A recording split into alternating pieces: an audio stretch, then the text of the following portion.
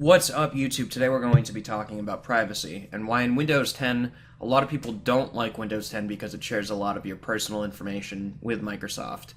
And it's not great because obviously you have things that you want personal, you don't want to have them knowing, but at the same time there's an added convenience of sharing your information with Microsoft.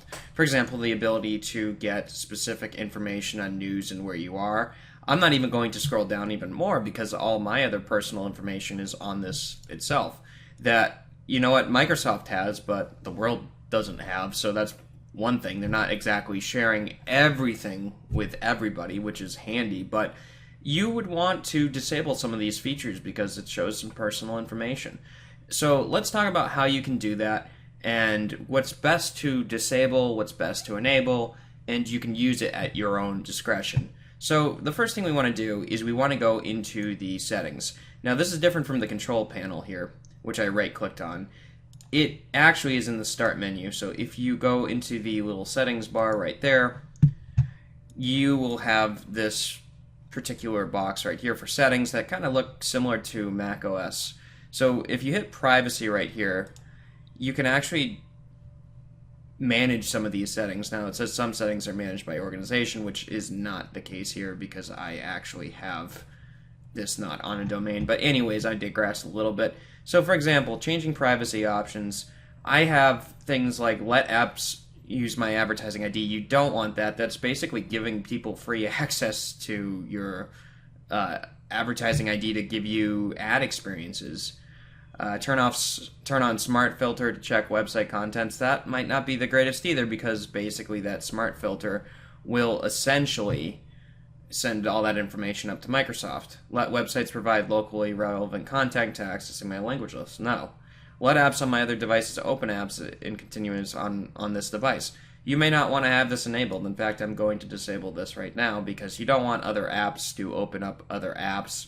And it could potentially cause an issue with your computer. Not that Microsoft would let that go by, but let apps use my Bluetooth to open up apps. You might want to turn that on. It's not a big deal.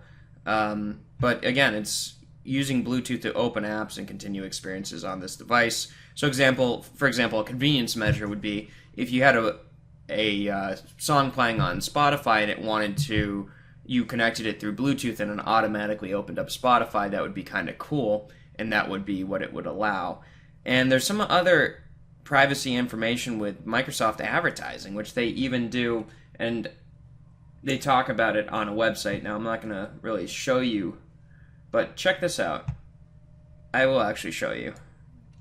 Personalize ads in this browser? No. Things like that. It's amazing the amount of things that Microsoft does with advertising. In fact, the fact that they're even dare I say, charging you to use, this operating system is ridiculous. It's actually filtered with so many ads. I mean, you have to really go through. I didn't even know this was enabled. Control personalized ads. Now, obviously, I don't think this would really touch Chrome that much, but it would touch Edge, which is they want you to use Edge. So they say, oh, it's got better battery life. Well, they also have the ability to track you more on the browser itself because you have these options. Personalize ads in Windows. Why do I want to personalize ads in Windows? I don't want ads in Windows. So this is really what's scary is this is becoming more and more ad focused. So not only for privacy's sake, but for advertisements. I mean, I really don't want to have my ads listed on this computer or have advertisements. I already saw one. It was a Microsoft's own ad that told me to update the security settings, which is great because it brought on this video. But anyways, I just don't want to see some of this stuff. Even though that was a good tip, why do I need this bugging me on my operating system? I am using it the way I want to use it. So, anyways, there's so much more. This is just the general. There's location data, which obviously you've seen it on smartphones. This is an option that will give you the location of where you are. Now, the cool thing about this being on a PC versus being on a smartphone is that you can basically turn it on and it will only know a general area of where you are, so it won't know specifically where you are, whereas a smartphone will actually use a location. Now, because I don't have GPS or anything, it's fine, but it also says apps that cannot use my precise location can still use my general location, such as zip code. See, that's not a problem. I don't have an issue with that, but you may, so you may want to turn all this stuff off. In fact, what's cool is you can set a default location where they can't detect a more exact location on this PC, which is kind of cool. So you can actually put in a different location where you can set it to be wherever you want. So that's kind of cool. You can clear the location history. At least they provide you these options. I mean, who knows in reality what... You can use Wireshark also if you're more into networking to kind of scan out where your stuff is going, your outgoing traffic, but that's for people who really know what they're doing with scanning traffic. So you can have cameras use your location if you had a phone, Windows Phone, which they're phasing out, which... I don't know. I kind of wish Windows Phone actually was successful. It would be kind of neat because it would bridge with the operating system. But that would be if everybody developed apps for this. Anyways, I'm digressing a bit here. So, again, these are the apps that you can just pretty much allow location onto. So you have the ability to turn these off. And these are the Windows apps here that I have. Going further on, camera, let apps use my camera. So you can even have it so that apps can use your camera. I'm going through this because I think people really need to understand that you should probably go through these and see what you can allow. Obviously, various settings for microphones, notifications. So, again, all of this stuff is very important to really think about. The getting to know you part's even creepier. Windows and Cortana, which, again, convenience here, can get to know you by your voice and writing, making better suggestions for you. We'll collect info like speech and handwriting patterns and keyword typing history, which is kind of basically like a keylogger on your machine. So, for those of you who really think that this is important, I would highly suggest you turn that stuff off. Just as a suggestion. Again, I like the convenience of Cortana. I like the convenience of Google now. I like the convenience of Siri, even though it kind of sucks. So, going onwards, that's really what you might want to turn off. Account info, I don't like that, but it's not that much information they're accessing according to this. Let apps access my name, picture, and other account info. And on a privacy statement, which, boys and girls, you probably should read at one point, even though it's boring as hell, it's also good to know what personal information is being collected. What cookies are being collected, what things such as Bing, Cortana collects. This is a really nice, and I'll put this in the link in the video's description, thing to read, even though it's boring and blah blah blah. You might want to disable some of this stuff. Like, why do they need to have access to my name and picture and account information? Sometimes they'll let you.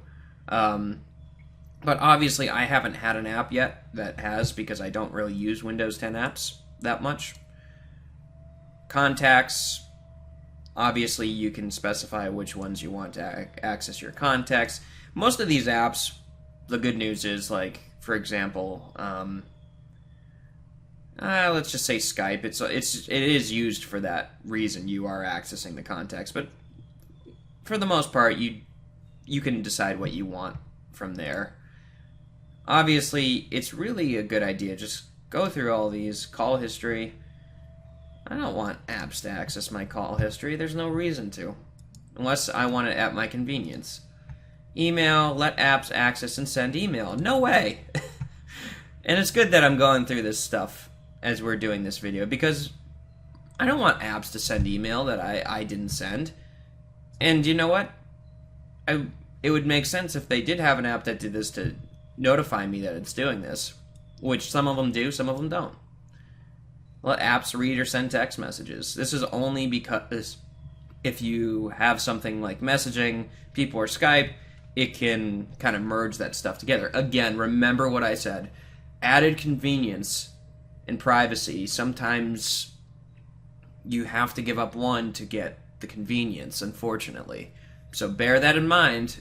It sucks, but it almost is impossible for it to be any other way. In order for an app to send messaging, it has to see your stuff. But wouldn't it be nice to know specifically, is there a lock in between everything?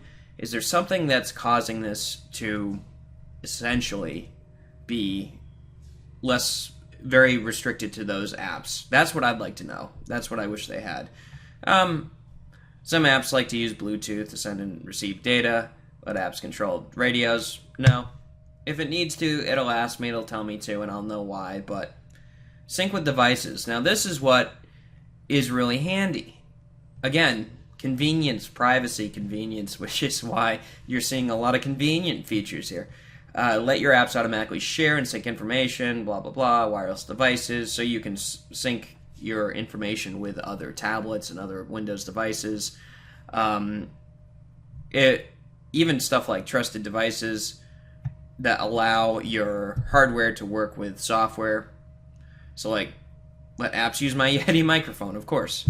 So some of this stuff, again, is convenience. And the sync with devices, I don't see it being a problem unless you really don't want anything like to sync with your devices. Then at that point, use a local account. Don't use a Windows account too. That would be my recommendation. Which, as this video is getting longer and longer, I'll show you how to set up a local account. Which also, by the way, kind of gets rid of most of these problems that Windows does, because all of this is associated with a Microsoft account, as you can see here.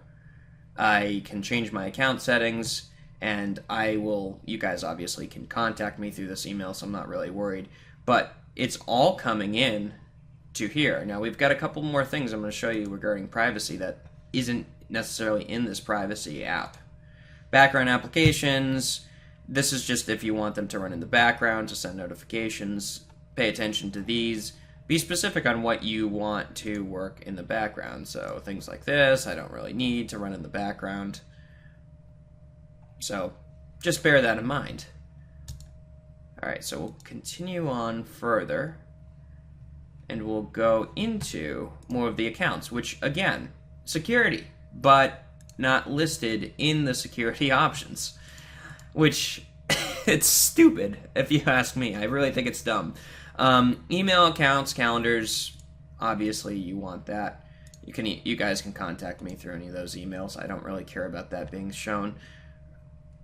Security like this is also important to know. Your Windows security. It's always good to have your computer lock over time and have an account password. Here's something I really don't recommend. Again, here's a common theme of this video that I've been talking about for the last 13 minutes. Convenience. Pins are really cool. Pins are really short. Pins are really convenient. Pins are easy to guess. Now, their claim is that, it'll lock you out after a certain amount of time. However, an actual password that's harder to guess that you type in with a keyboard, just do it. Because, again, your convenience, it's handy, but I'm actually going to even remove this. And it'll ask me for my password, which we'll do later. Picture password, nah. Sign on to your PC. For best results, set up a picture password on the display used to sign on. So that'll help you kind of see just to make sure you're actually really doing it. Show account details, no. That's cool. Another privacy option that should have been in the privacy section that Microsoft didn't put in the privacy section. I don't know why they don't just put it in both places, because quite frankly, it's where it should be. Access work, that's something we don't even have to worry about. Sync settings. Again, this is privacy related. So just bear in mind this when going into the settings. Think about what you're doing. Sync settings will sync your settings. So if you have a wallpaper one area, it'll get your wallpaper the other area. If you have themes, if you have settings on Internet Explorer, things like passwords, okay, that's security that you just won't sync. Now, I didn't verify this device, so my passwords won't sync, which is cool. Ease of access, that's not stuff you need to be concerned about. However, again, the last thing I stress is if you really want to see what data is being sent or what is being sent from what, you can download Wireshark, which is a really handy utility, and it's really complicated, so I'm just going to show you just a brief look at it. We're going to remind me later I need to install an update, and we're going to capture... Let's see here. Obviously, they decided to change it on me. We're going to capture this one. I'm not going to allow it. I think it's going to start with... I don't need these. Well, I need that. I don't need that right now. So I can start actually... See, this basically will show you all of the information that's being sent out one way or the other, and you actually have to... And again, if this looks like, oh my god, what is he looking at? Then ignore this part of the video, because there's quite a bit of information that's going on here, but just as a brief description, you're seeing the IP addresses from source to destination. This is local traffic, so I'm not really concerned about it, but there is an example where it is going out into the world. Something like that would probably be an example of where it would be going out into the world that you can see. So, for example, if I'm on the internet and I go to like YouTube.com, you might be able to see that being sent through. And this is actually, it's a little complicated, but it's sending it to the router. So anyways, guys, I think that's about it. That wraps up my video. Thank you for staying if you've watched this video. It's just some sort of thing that you actually have to keep in mind is your privacy settings on this. So bear in mind that and keep watching. I know this has turned into like a 20-minute video, so thank you if you did watch, and I appreciate your time. Let me know if you guys need anything and put it in the comments below.